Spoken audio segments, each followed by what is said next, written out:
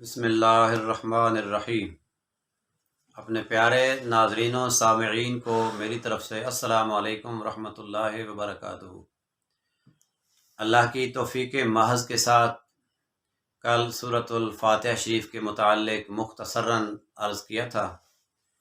آج اللہ کی توفیق اور آقا کریم علیہ الصلاۃ والسلام کے نالان پاک کے تصدق سے سورۃ البقرہ شریف کا آغاز کر رہے ہیں۔ بنیادی طور پر دو تین باتوں کا سمجھنا ضروری ہے۔ قرآن پاک کے اندر کچھ صورتیں مکی ہیں اور کچھ صورتیں مدنی ہیں۔ جو کریم آقا علیہ الصلوۃ والسلام کی ہجرت سے پہلے یعنی مکہ میں جو پاک کلام نازل ہوئی اس کلام کو مکی کہا جائے گا، اور جو ہجرت کے بعد پاک کلام نازل ہوئی اس کو مدنی کہا جائے گا۔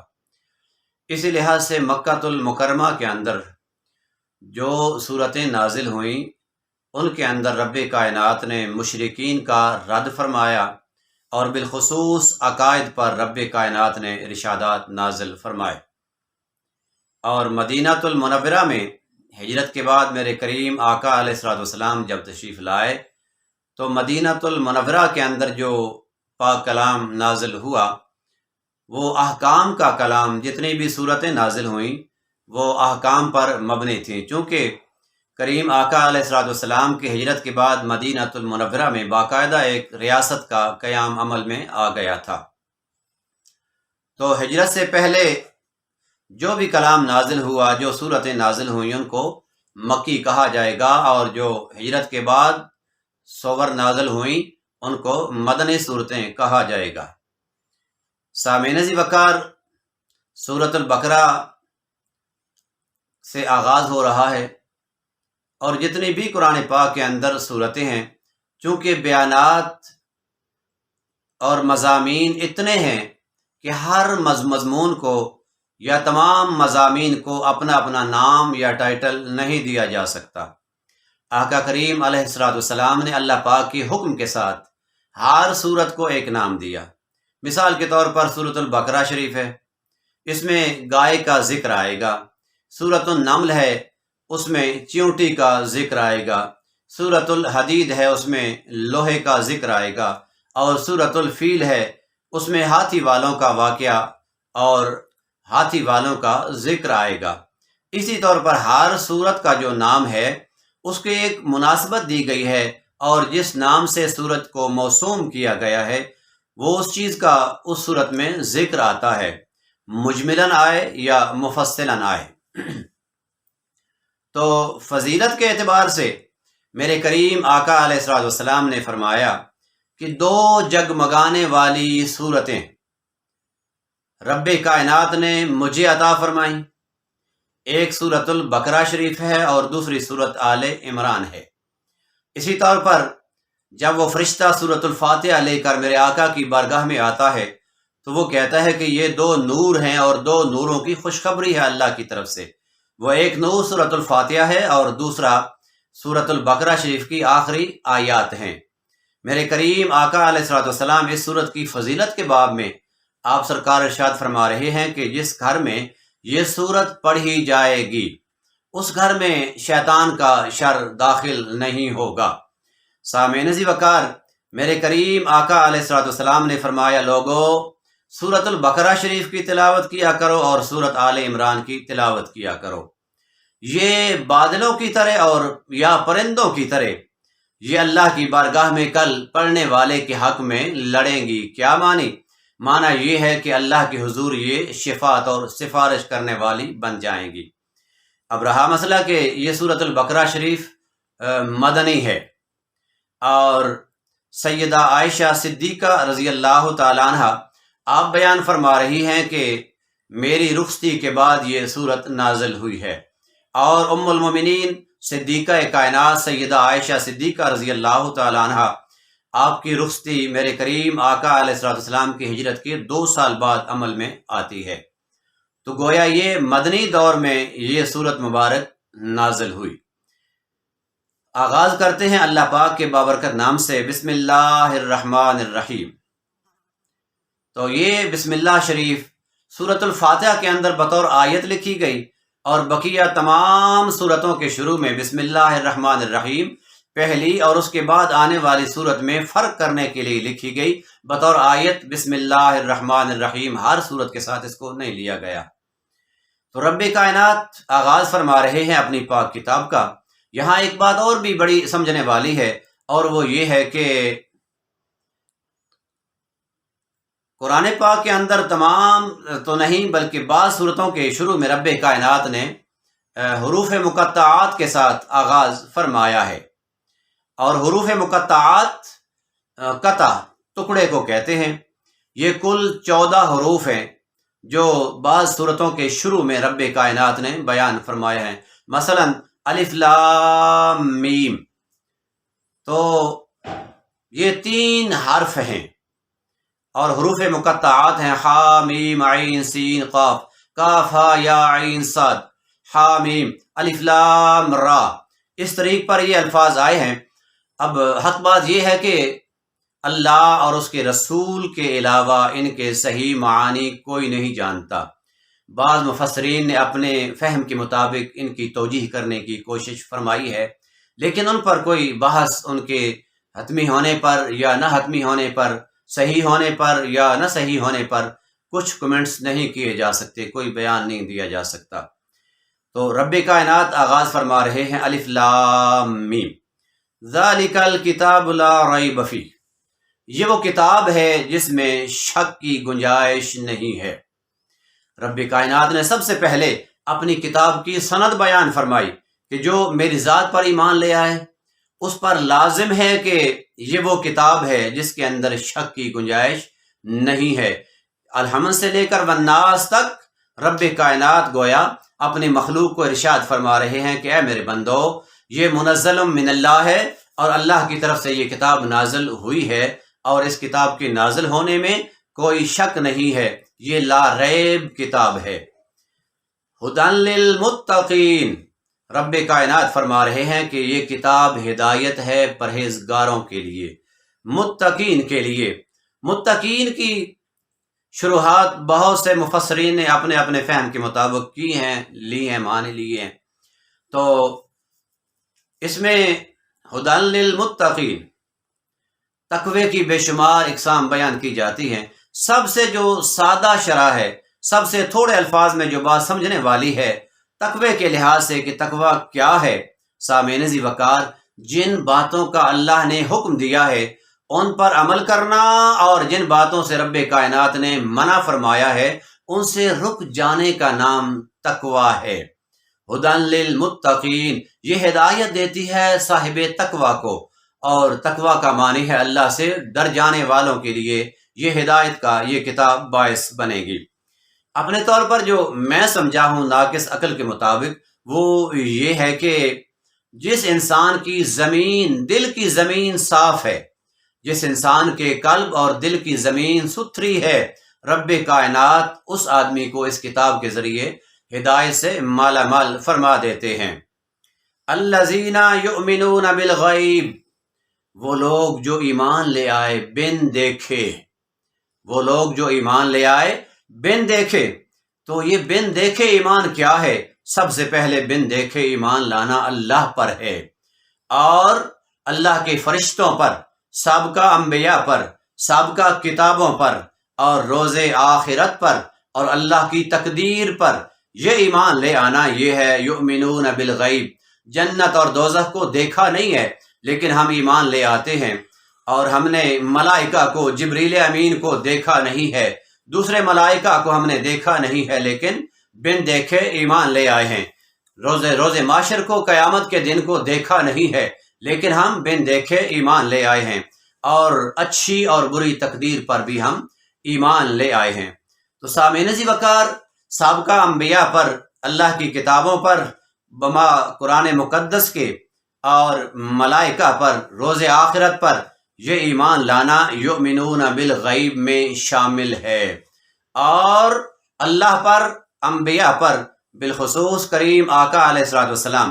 اب اس میں یہ سمجھنے والی بات ہے، وہ یہ ہے کہ سابقہ انبیاء، ان کی جو شریعتیں تھیں وہ ہمارے لیے اس لحاظ سے عملی طور پر ہم ان کے پابند نہیں ہیں، اور شریعت مصطفیٰ کے جس شخص نے پڑھا ہے نا لا الہ الا اللہ محمد الرسول اللہ، وہ شخص شریعت مصطفیٰ کا آقا کریم علیہ الصلوۃ والسلام کے ہر حکم کا پابند ہے، اور اس لا ریب کتاب کے احکام پر اس پاک کتاب کے احکام پر عمل کرنے کا پابند ہے۔ تو سامعین ذی وقار، یؤمنون بالغیب، یہ چیزیں غیب کے ساتھ ان کا تعلق ہے جو ادراکی طور پر، حسی طور پر انسان محسوس نہیں کر سکتا۔ جنت کو دیکھا نہیں ہے، دوزخ کو دیکھا نہیں ہے، ملائکہ کو دیکھا نہیں ہے، سابقہ انبیاء کو دیکھا نہیں ہے، لیکن ہم یؤمنون بالغیب، ایک زبان ترجمان ایسی ہے جس زبان پر غیر بھی مانتے تھے، ایقان کرتے تھے، ایمان لاتے تھے، یقین کرتے تھے۔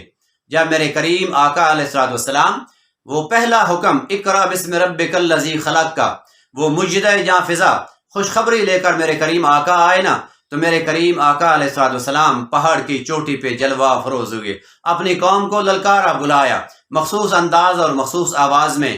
قوم دوڑ کے گئی میرے کریم آقا علیہ الصلوۃ والسلام کی بارگاہ میں اور کہا یا محمد کیا ہوا؟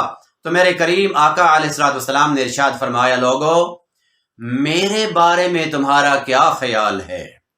اب چونکہ وما ینطق عن الہوی ان ہوا الا وحی یوحی، میرے مصطفیٰ کی زبان تحرک میں نہیں آتی، اگر میرے مصطفیٰ کلام فرماتے ہیں تو وہ گویا اللہ کی طرف سے منزل من اللہ ہوتا ہے۔ اس میں بھی ایک فرق ہے، سارے کا سارا میرے کریم آقا علیہ الصلوۃ والسلام کا جو کلام ہے وہ منزل من اللہ ہے، وہ اللہ کی طرف سے ہے، اور ایک حصہ میرے آقا کی زبان سے نکلنے والا قرآن ٹھہرا اور دوسرا حصہ حدیث ٹھہرا۔ اب اس میں فرق کیا ہے؟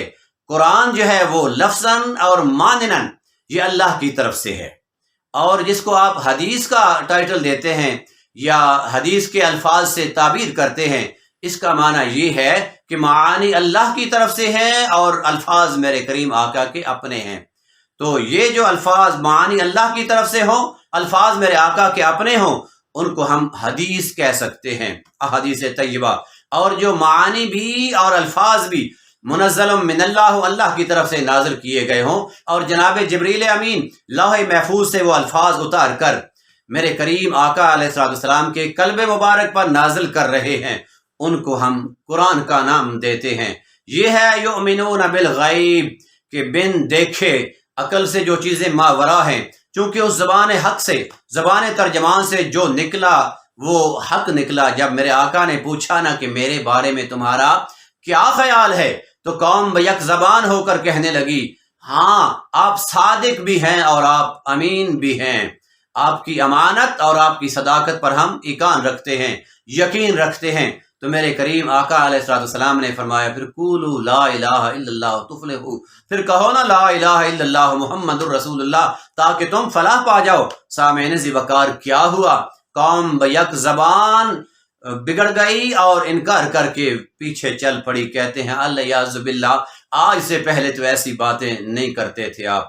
تو سامعین ذی وقار، وہ زبان ترجمان الذین یؤمنون بالغیب، جو زبان حق سے نکلا، وہ ہر صاحب ایقان اور ہر صاحب ایمان کے لیے وہ ایمان کی روح اور ایمان کا حصہ بن گیا۔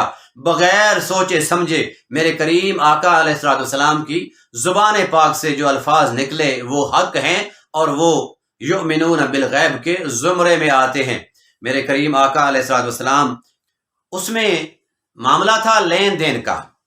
جب لین دین ہوا تھا تو کوئی دوسرا شخص موجود نہ تھا، تو وہ یہودی دلیل مانگتا ہے کہ اگر آپ کے پاس کوئی گواہ ہے، کوئی دوسرا بندہ ہے تو لائیے۔ ایک صحابی رسول وہاں موجود تھے، وہ کہتے ہیں ہاں ہاں میں گواہی دیتا ہوں کہ جو رسول اللہ فرما رہے ہیں یہ حق ہے۔ فیصلہ تو وقتاً میرے آقا کے حق میں ہو گیا، لیکن میرے کریم آقا علیہ الصلوۃ والسلام نے بعد میں اپنے غلام سے سوال کر لیا، میرے غلام جب ہمارا معاملہ طے ہو رہا تھا تو آپ موجود نہیں تھے، تو غلام کی بات سنیے، کیا کہنے ان غلاموں پر، صحابہ کرام رضوان اللہ تعالی علیہم اجمعین کے ایمان پر کیا کہنے؟ وہ کہتے ہیں یا رسول اللہ آپ نے فرمایا تھا اللہ ایک ہے، ہم نے اللہ کو دیکھا نہیں ہے۔ آپ نے فرمایا تھا کہ ملائکہ ہیں، جبریل میرے پاس اللہ کا پیغام لے کے آتا ہے، یا رسول اللہ ہم نے جبریل کو دیکھا نہیں ہے، سر کی آنکھوں سے کچھ نہیں دیکھا۔ آپ نے فرمایا کہ میدان معاشر ہوگا، اللہ کے حضور جواب دہی ہوگی اور ذرے ذرے کا سوال ہوگا، اچھے اعمال پر جزا دی جائے گی اور برے اعمال پر سزا سے دوچار کیا جائے گا۔ یا رسول اللہ وہ ساری باتیں بن دیکھے مان لیں تو میں بن دیکھی ہی آپ کی وحی کی روشنی میں گواہی دیتا ہوں کہ آپ نے جو معاملہ یہودی کے ساتھ فرمایا اور جو آپ کا موقف تھا، میں گواہی دیتا ہوں کہ وہ حق تھا، وہ سچ تھا۔ الذین یؤمنون بالغیب، اور ہدایت ان لوگوں کو دیتی ہے جو لوگ ایمان لے آتے ہیں اللہ پر اور روز آخرت پر، ملائکہ پر، فرشتوں پر، اچھی اور بری تقدیر پر۔ یہ وہ ایمان کے جزو ہیں، ان میں سے کوئی جزو ناقص رہ جائے عقائد کے لحاظ سے تو سامعین ذی وقار اس بندے کا ایمان کامل نہیں ہو سکتا۔ یؤمنون بالغیب، بن دیکھے، ویقیمون الصلاۃ، رب کائنات آگے فرما رہے ہیں کہ یہ ہدایت دیتی ہے ان لوگوں کو جو میرے کریم آقا علیہ الصلوۃ والسلام کی سنت اور طریقے کے مطابق نماز پڑھنے والا ہو، نماز قائم کرنے والا ہو۔ میرے کریم آقا علیہ الصلوۃ والسلام کی بارگاہ میں غلام عرض گناہ ہے، یا رسول اللہ فدا کا ابی و امی، ہم نماز پڑھیں تو کیسے پڑھیں؟ فرمایا صلو کما رأیتمونی، نماز پڑھو ایسے جیسے مجھے نماز پڑھتے ہوئے دیکھتے ہو۔ وَيُقِيمُونَ الصَّلَاةَ، اور جو نماز کو قائم کرنے والے ہوتے ہیں۔ ایک ہوتا ہے نماز کا پڑھنا، نماز کا پڑھنا یہ ہے کہ ایک بندہ بیٹھ کر سبحانک اللہم وبحمدک وتبارک اسمک، یہ عبارت پوری یوم یقوم الحساب تک پڑھ دیتا ہے، یہ پڑھنا ہے۔ اور قیام صلاۃ کیا ہے؟ قیام صلاۃ سامعین ذی وقار یہ ہے کہ جیسے کریم آقا علیہ الصلوۃ والسلام نماز میں جانے سے پہلے وضو کا اہتمام فرما رہے ہیں، میرے کریم آقا علیہ الصلوۃ والسلام بدن پاک، کپڑے پاک، جگہ پاک، منہ قبلہ کی طرف، اور جو میرے کریم آقا جس طریقے پر صبح کی 2 سنتیں، 2 فرائض اور ظہر کی، عصر کی، مغرب اور عشاء کی نماز جس طریق پر میرے آقا ادا فرما رہے ہیں، یہ ہے قیام صلاۃ۔ اور پھر قیام صلاۃ کا ایک معنی یہ بھی ہے کہ آپ نماز میں ایسے گم ہو جائیں جیسے میرے کریم آقا علیہ الصلوۃ والسلام اور میرے آقا کے غلام نماز میں گم ہو جایا کرتے تھے۔ کتنے صحابہ کرام رضوان اللہ تعالی علیہم اجمعین، ان کے ایسے واقعات ہیں کہ نماز پڑھی جا رہی ہے، چھت سے ایک سانپ گرتا ہے اور محلے میں شور مچ جاتا ہے، لوگ وہ سانپ مارنے کے لیے جمع ہو جاتے ہیں اور صحابی رسول ہیں کہ وہ اسی کمرے میں نماز ادا فرما رہے ہیں۔ اور سلام پھیرنے کے بعد ان سے پوچھا گیا کہ وہ آپ کو کچھ خبر نہیں؟ فرمایا ہلکا سا شور سنا تھا، کیا ہوا تھا؟ تو بتایا کہ آپ کے بچے پر چھت سے سانپ گر گیا تھا اور ہم نے آ کر اس کو ہٹایا اور مار دیا۔ فرمایا واللہ مجھے کسی بات کی کوئی خبر نہیں۔ حضور مولا کائنات حضرت علی رضی اللہ تعالیٰ عنہ، آپ کی بابت بیان کیا جاتا ہے کہ آپ کو تیر لگ گیا اور تیر ایڑی میں پھنس گیا، کھینچنے سے کھینچا نہیں جا رہا اور لوگ پریشان ہو گئے، یہاں تک کہ ساتھیوں نے مشورہ کیا کہ علی کو نماز میں جانے دو۔ علی کی نماز کا استغراق، علی کی نماز کا عالم یہ ہے کہ علی خود سے بے خود اور خبر سے بے خبر ہو جاتے ہیں۔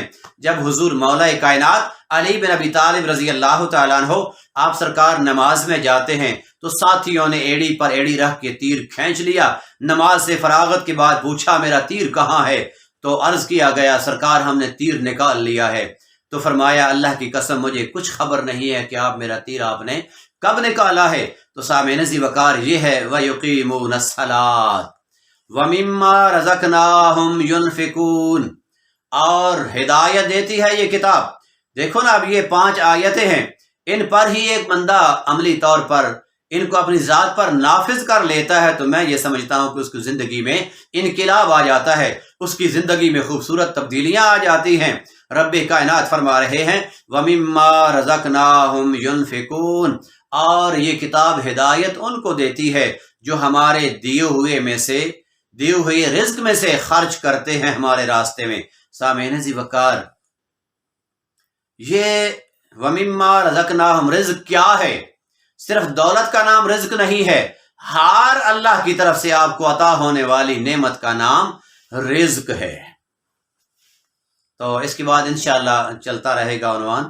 اللہ کی بارگاہ میں دعا ہے جو کچھ میں نے عرض کیا اللہ اس کو سمجھنے اور عمل کرنے کی توفیق عطا فرمائے۔ وما علینا الا البلاغ۔